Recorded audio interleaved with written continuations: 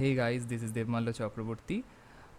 In this video, I'll discuss about the introduction to data structures and will provide a brief overview of different linear and non-linear data structures. Uh, so this is the first video of my data structure playlist. Okay, so let me switch off my camera so that you can see the screen properly.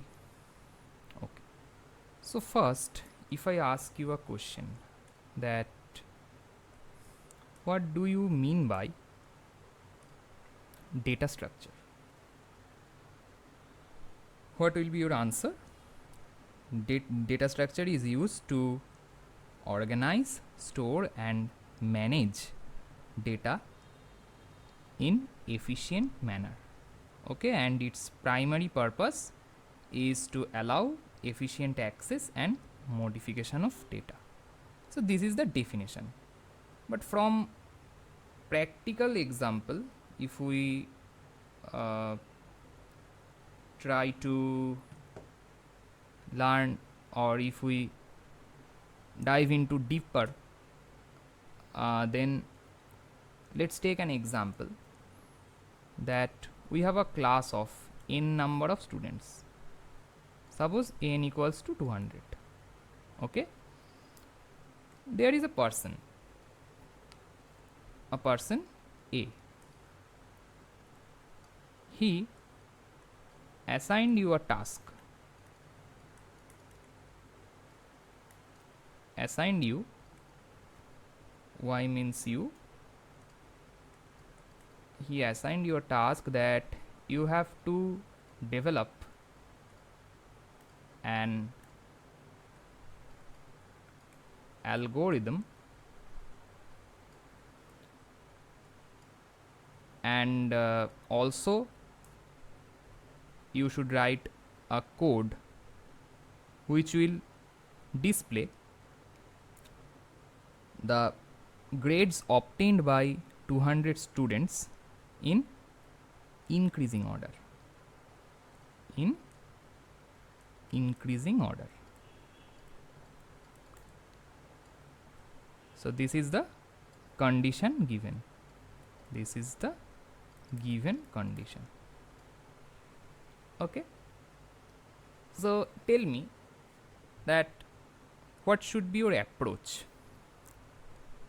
You are a programmer, right? You are not a typewriter. So what will you do? As a programmer, your approach should be optimal. What does it mean by the optimality? Optimality means you should design a strategy that will consume less amount of time, but your job will be done 100%. Okay, so this is the programmer strategy.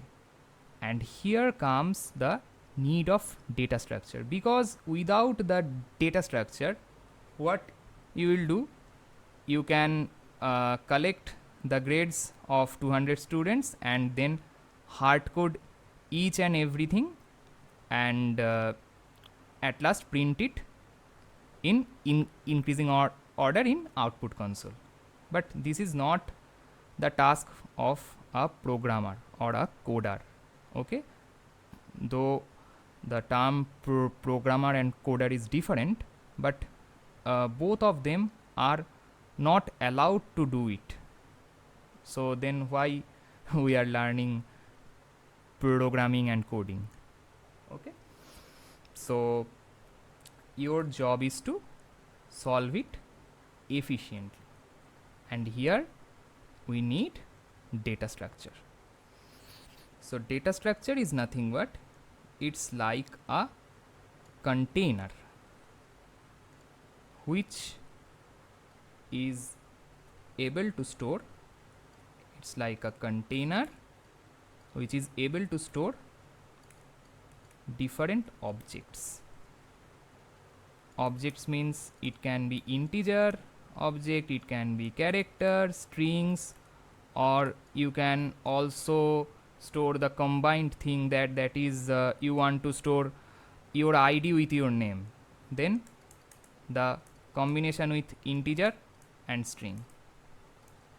Okay, it's not s, integer and string. Okay, I think it's clear. So suppose you are assigned to a task. A have assigned a task to you to develop an algorithm and write the code which will give you the output of 200 students marks in increasing order, or their grades in increasing order. But you have to ask your mentor A that do I really need to print their grades? That is, do I only need to print their grades, or their name with their grades, or their id with their grades? If your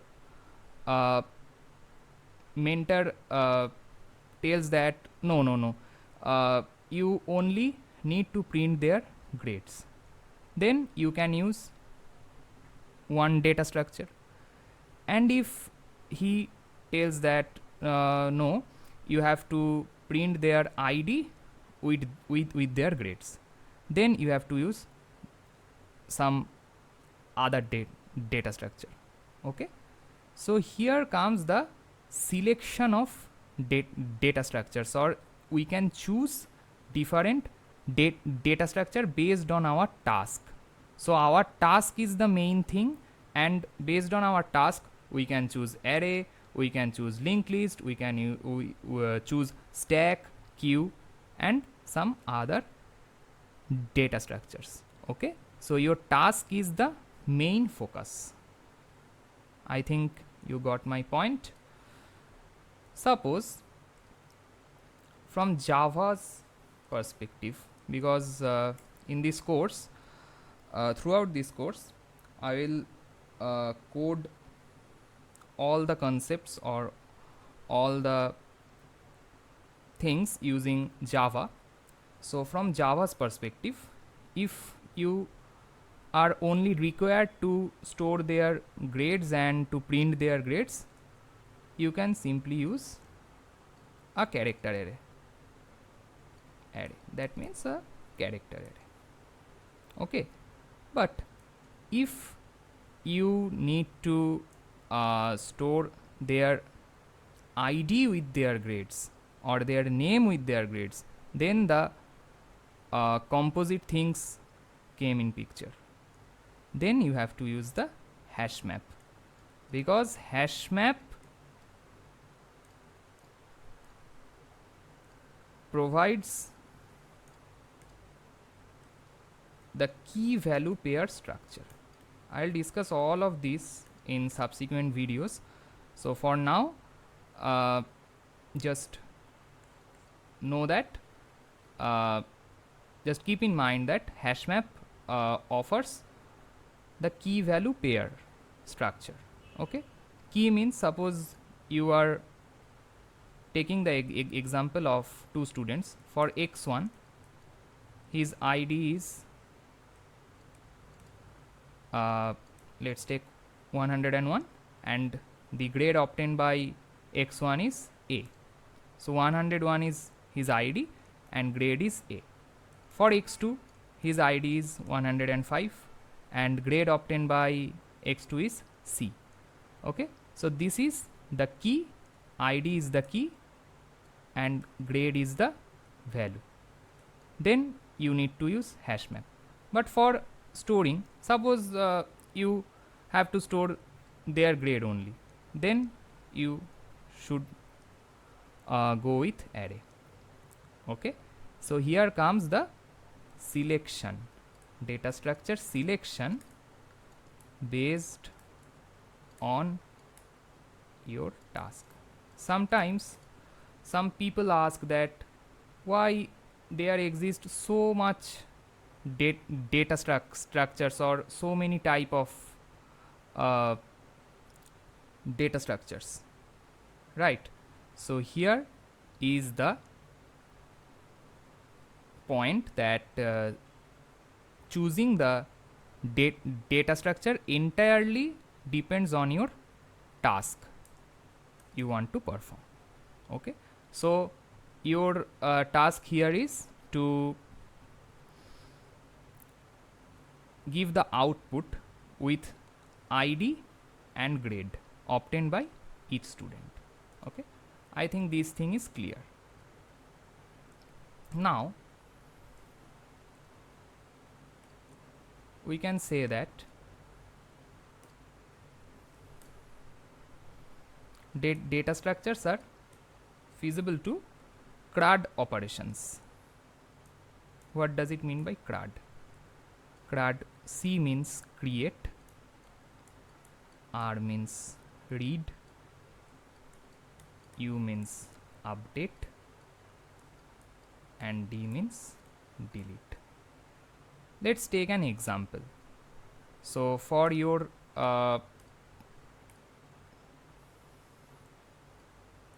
understanding, I am taking the example based on an array. So create, what does it mean by create? Create means adding new data into your container. Suppose you are adding the x1's data, then you are adding the x2's data, then x3 and up to xn or xn n minus 1 for zero based indexing. Okay, this is for the create or adding data to your container. Next thing is read. Read means there exist multiple types of data structures and their read is different. Okay, read strategy, or you can use them to read a particular index. Suppose you are at index 0 and you want to access the data or read the data at index 5. Okay, here array offers random access. What does it mean by random access? Random access means you can go to an index as and when it is needed. You don't need to perform the entire traversal from 0 to 5. But linked list does not offer this thing. That is why the read operation in array takes constant time, but the read operation in linked list takes order of n time. Okay, so here also comes the time complexity part. Okay, I am coming to it. So here the update. What does it mean by the update? Update means you are at index 5 and you saw that here is the grade obtained by x5 is written that the grade is D, but x5 actually got the grade B. So you are accessing it and simply updating it from D to B. This is the update operation. Okay, and next the delete operation. Suppose this student left the institution, then his marks is not at all required to count. So you can simply delete it from your data structure. Okay, so this is collectively known as CRUD operations, and your data structure should provide the feasibility for CRUD. Okay, I think this is clear. So what we have learned so far, we have learned that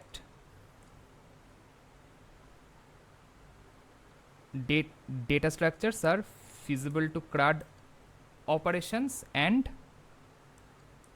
it helps you to reduce the time complexity and space complexity for your specific task, and finally you can get the optimal result for your algorithm. So optimal result depends on your task. Suppose your task is suppose you have to perform the task which will prefer the random access, then you should use array. Suppose you are handling with large amount of data, then you should use graph. Okay, suppose you are handling dynamic data, then you should use linked list.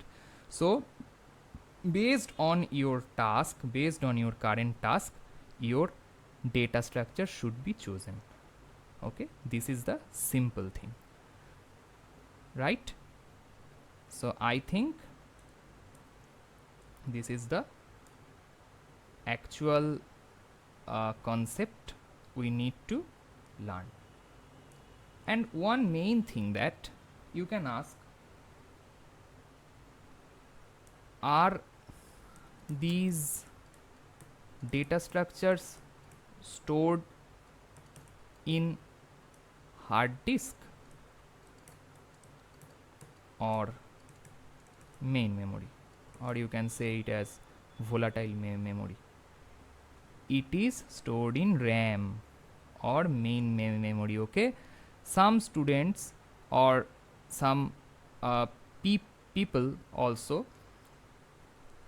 they have a misconception that okay, I will use the data structure to store my data, but it's not at all the persistent storage. It is not the persistent storage. The persistent, for the persistent storage you have to use databases. Databases are persistent storage, and the data in databases is organized in hard disk, but in data structure is organized in RAM. Suppose you have switched off your computer, then all the data should be removed from your RAM. So for persistent thing, or for you can say that permanent data, you should use databases. But for the data which is required for performing your current task and should provide you an optimal solution, then data structure is the good choice. So for your current algorithm or for your current code, you should use data structure. I think it's clear to you. Okay, so now I have a PPT which helps you to visualize all the concepts. So you can read this introduction to data structures. Here is the definition. Data structures are fundamental for organizing information efficiently within computer programs, and they are essential for optimizing performance by reducing both time and space complexity, forming the bedrock for advanced algorithms and modern software development. Okay, now what is a data structure? Here is organized storage, but it's not like the storage you are thinking of. This symbol is mostly used for databases. So a data structure is a specialized format for storing and organizing data in a computer's memory. ensuring it's ready for use. Then efficient processing. It facilitates quick and efficient processing, retrieval and storage of data, making operations smoother. I have explained all these things. Here is the optimized performance. The design balances memory consumption and execution speed to achieve optimal application performance. Now, why learn data structures, streamline data management, enhance performance, tackle complexity. Okay, so here is the types of different types of data structures are given. I will add this PPT in this description so you can read it. So here is the types: arrays, stacks, queues, linked list. I will discuss all of these things elaborately. Okay, so this is for today, and I'm stopping here. Okay, thank you.